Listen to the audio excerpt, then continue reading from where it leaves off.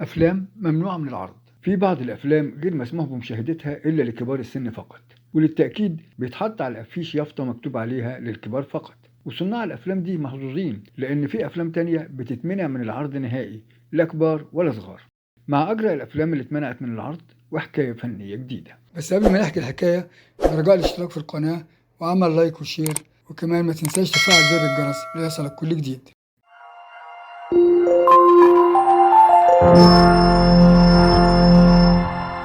بيخوض المخرجين صراعات كتير بتفرضها عليهم طبيعة عملهم، ما بين مشاكل مع المنتجين والنجوم أبطال العمل ومع طاقم العمل من فنانين وفنيين. لكن أصعب معارك المخرجين بتكون مع الرقابة اللي بتحدد مصير الأفلام بعد إنتاجها، تتعرض أو تتمنع. فبعد التعب والجهد والأموال اللي بتصرف عليها، ساعات بيتفاجئ المنتج والمخرج إن الفيلم اتمنع من العرض، ويبقى المخرج سعيد الحظ لو صنف فيلمه على إنه للكبار فقط. أفلام كتير اتمنعت من العرض لأسباب مختلفة، بعضها سياسي أو أمني، لكن معظمها اتمنع لأسباب أخلاقية. أما بيتصنف الفيلم إنه منافي للآداب العامة وقيم المجتمع.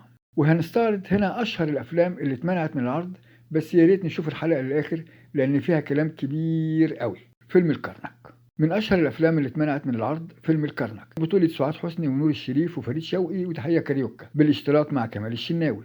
الفيلم بيتناول موضوع حساس وشائك، وهو موضوع الحرية وكبت الحرية والقمع والظلم وسوء استخدام السلطة والقسوة اللي تعامل بيها عدد كبير من مراكز القوة في عهد عبد الناصر. فبيدور الفيلم حوالين مجموعة من الشباب الجامعي اللي بيتجمعوا على قهوة الكرنك اللي بيقعد عليها بعض المثقفين اللي بينتقدوا النظام، ودي طبعا جريمة كبرى لا تغتفر. فبيتم اعتقال الشباب دول وبيتعرضوا لأبشع صنوف التعذيب اللي بتوصل لحد السادية، وبيجبروهم على الاعتراف بجرائم ما ارتكبوهاش أصلا ولا حتى سمعوا عنها قبل كده، وكمان بيجبروهم يتجسسوا على بعض. الفيلم كان إسقاط مباشر لصلاح نصر أشهر رئيس مخابرات في مصر، وبيتعرض لعصره لغاية سنة 1967. لكن الرقابة رفضت الفيلم وأصروا على تغيير النهاية، فتصدر للدفاع عن الفيلم وصناعه الكاتب الصحفي الكبير مصطفى أمين اللي انكوى بنار صلاح نصر وزبانيته. فنشر في أخبار اليوم سلسلة مقالات تمدح في الفيلم اللي بيتعرض لمساوئ مراكز القوة وإزاي الرقابة رافضة تعرضه. وقرأ السادات المقالات دي فطلب مشاهدة الفيلم اللي عجبه جدا، وشاف فيه فرصة لتشويه صورة مراكز القوة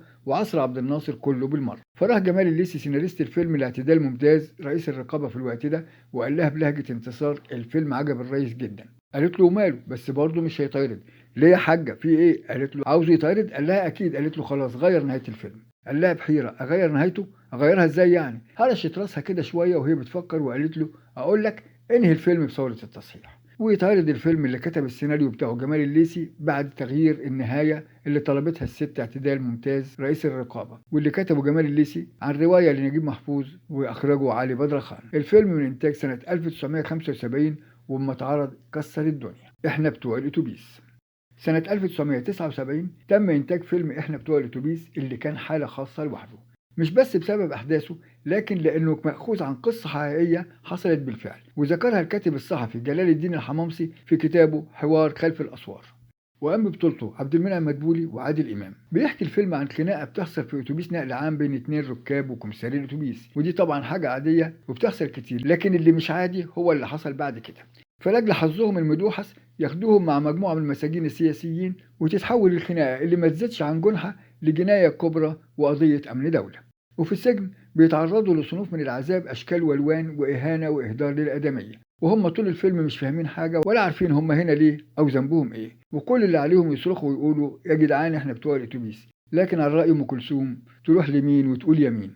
وبتنتهي أحداث الفيلم على نكسة سنة 67 وبيتمرد المساجين على إدارة السجن فبيتم قتلهم كلهم. تم إنتاج الفيلم قبل وفاة عبد الناصر وبعد وفاة عبد الحكيم عامر وكمان بعد دخول صلاح نصر السجن، ورغم كده تم منع الفيلم من العرض. الفيلم كان مباشر في اتهامه لنظام عبد الناصر وخصوصا جلاد السجن البعبع حمزة البسيوني، وعشان الفيلم كان بيعري ويدين فترة حكم عبد الناصر ورموز حكمه فأمر السادات اللي كان بينخور ورا عبد الناصر وعصره بعرض الفيلم بالكامل دون أي حذف وبأوامر رئاسية. البريء. أما فيلم البريء اللي تم إنتاجه سنة 1986 من بطولة أحمد زكي ومحمود عبد العزيز وممدوح عبد العليم كان قصة حقيقية حصلت للكاتب الكبير وحيد حامد في مظاهرات سنة 1977 اللي سماها السادات انتفاضة الحرامية. الفيلم كان بيناقش عملية غسيل المخ أو إعادة برمجة مجندي الأمن المركزي اللي كان بيتم تلقينهم إن المتظاهرين أعداء للنظام، وبما إن النظام هو الوطن يعني المتظاهرين دول أعداء الوطن، وبما إنهم أعداء للوطن يبقوا خونة. يعني باختصار كان بيتم تحويل مجند الأمن المركزي لآلة ملهاش عقل أو إرادة، مجرد آلة قمع لأي متظاهر أو معارض.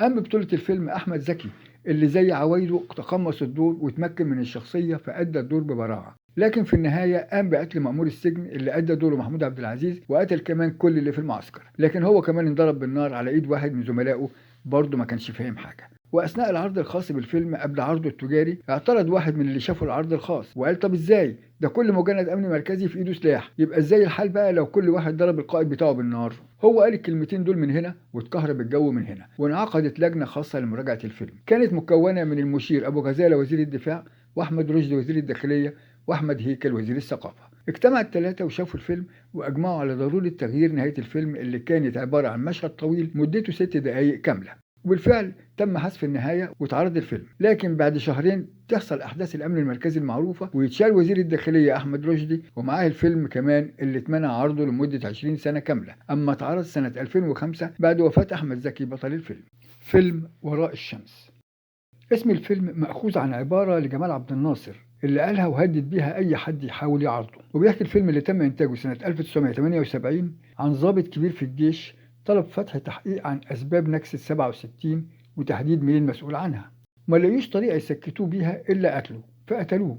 الفيلم اتمنع من العرض في عصر السادات ومبارك وما تمش عرضه إلا بعد ثورة يناير سنة 2011، لأن الفيلم كان بيكشف دايرة الإرهاب اللي عاشت فيها البلد وعملها صلاح نصر ورعب بيها الكل، وخصوصا بعبع السجن الحربي حمزة البسيوني اللي عملنا عنه حلقة خاصة في قناتنا التانية موضوع للذكرى، هتلاقوا الرابط بتاعها في صندوق الوصف أسفل الفيديو. وكمان بيتكلم الفيلم عن فيلا صلاح نصر وحلقات السمو الروحي وعمليات الكنترول اللي كانت بتتم للعميلات هناك ومنهم طبعا سعاد حسني. وأطلق على الفيلم ده اسم فيلم المليون كومبارس لأنهم استخدموا مشاهد جنازة عبد الحليم حافظ اللي مات سنة 1977 واستخدموها في الفيلم على أنها مظاهرات الطلبة اللي حصلت بعد النكسة بالطالب بتحديد المسؤول عنها. الفيلم بطولة مجموعة من عمالقة الفن في مصر وقتها، شكري سرحان، رشدي أباظة وأحمد زكي ومعهم محمد صبحي.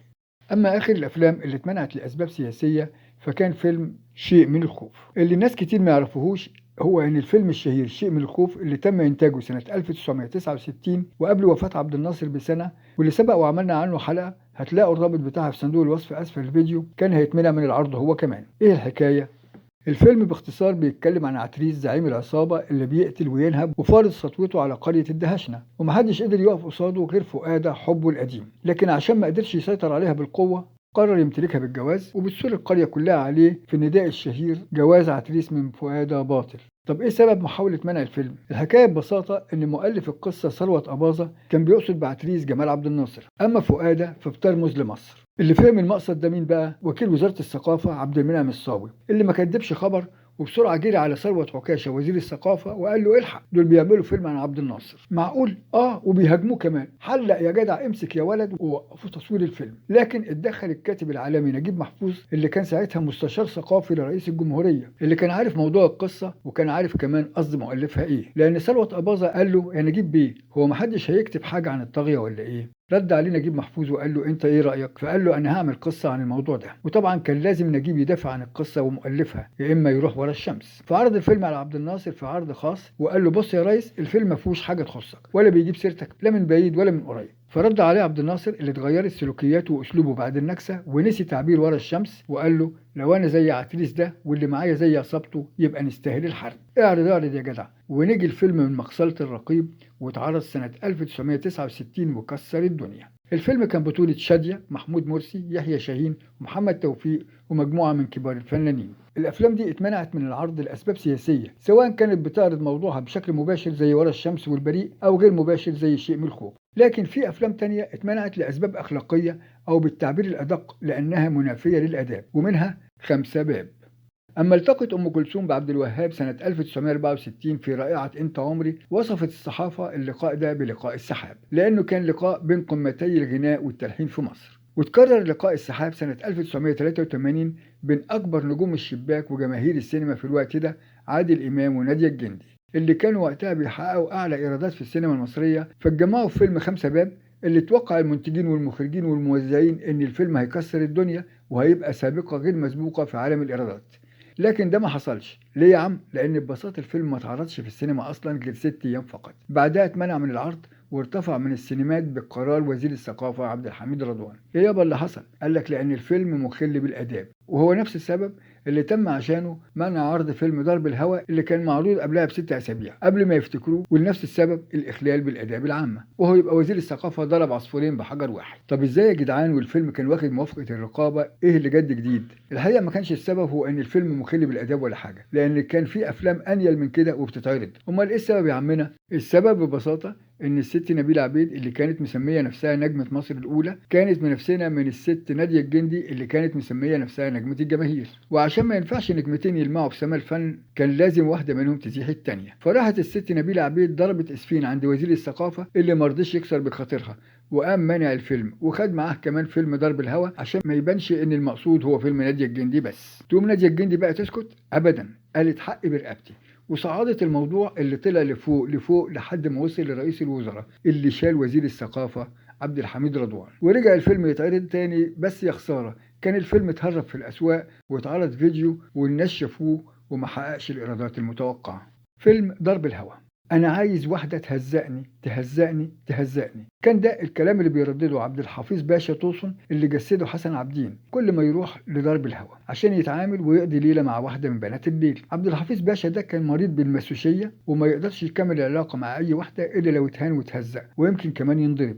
فكان بيروح لأي واحدة من بنات الليل في لوكاندة البرنسيسات وما يقدرش يتعامل معاها إلا لو اتهان. وعشان البنات في اللوكاندا عارفينه وعارفين مشكلته، فكانت اللي تدخل معاه الأوضة تسيبه وتشتمه وتقول له اقعد يا حيوان. ولوكاندة البرنسيسات دي لوكاندا فتحتها حسنية عشان تبقى سوق خاص للدعارة لبنات الليل، وراحت تبيع أجسادهم وتتاجر فيهم. وكان من أهم البنات دول زينات وأوهام وسميحة. فبيتعرف عبد العزيز على أوهام ويعجب بيها ويحبوا بعض، لكن بيخاف من بطش خاله فبيتجوز بنته. ويوم زفافه بيفضح الباشا أهم زباين اللوكاندا ويهرب لأوهام، لكن بيلاقيها مذبوحة بعد ما قتلها أخوها بعد خروجه من السجن انتقاما لشرفه. الفيلم أنتج سنة 1983 واتعرض في دور السينما لمدة 6 أسابيع، لكن صدر قرار وزاري بسحبه ومنع عرضه لأنه بيتناول سوء الدعارة وفيه مشاهد وإيحاءات جنسية كتيرة. لكن رجع للشاشة الكبيرة مرة تانية سنة 1991 ومازال ممنوع من العرض تلفزيونيا. قلنا إن الفيلم اتاخد في الرجلين مع فيلم 5 باب عشان ما يبانش إن نادية الجندي هي المقصودة. حمام الملاطيلي.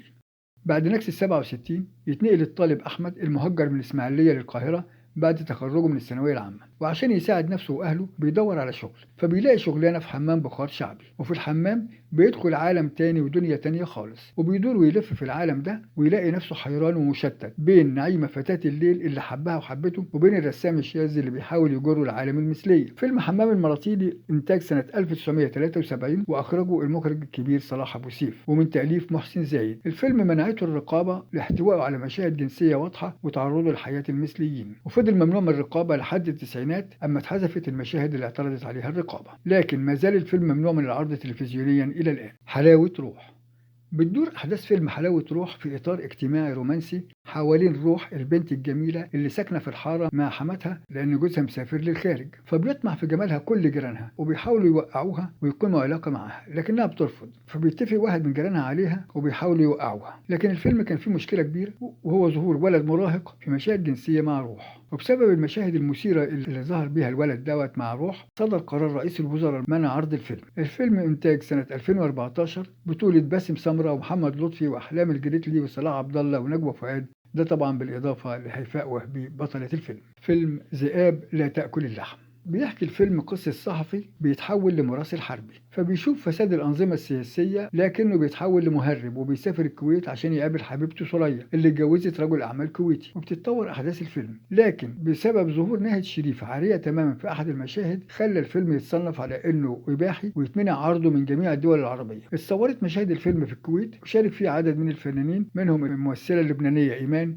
والكويتيين علي المفيدي وخالد عبد الله. أما فيلم المذنبون فمن أبرز الأفلام المصرية اللي اتمنعت بسبب الجنس. الفيلم من إنتاج سنة 1975 وإخراج سعيد مرزوق وتأليف نجيب محفوظ، والفيلم بطولة حسين فهمي وزبيدة ثروت وكمال الشناوي وسهير رمزي اللي قدمت فيه مشاهد جنسية خارجة عن المألوف وبالتالي تم منع عرضه. وبنختم سلسلة النهاردة أو فيديو النهاردة بفيلم أبي فوق الشجرة. وفي الفيلم ده بيروح عادل يصيف في اسكندرية وهناك بيتعرف على فردوس الرقاصة وبيقع في شباكها، فبيروح أبوه عشان يلحقه وينجده لكن فردوس بتسلط عليه واحدة زميلتها وبتحاول توقع الأب ده في شراكها، وبيتدخل عادل عشان يرجع أبوه وينزله من فوق شجرة الخطيئة، ويرجعوا الاتنين القاهرة وبيسيبوا فردوس مستنقعها. الفيلم إنتاج سنة 1969 ومن إخراج حسين كمال، قصة وسيناريو وحوار إحسان عبد القدوس. الفيلم اتعرض لمدة 53 أسبوع وحقق إيرادات عالية جدا، لكن الرقابة صنفته للكبار فقط وممنوع عرضه على شاشات التلفزيون بسبب عدد ونوع القبلات الكتيرة اللي بيتضمنها الفيلم.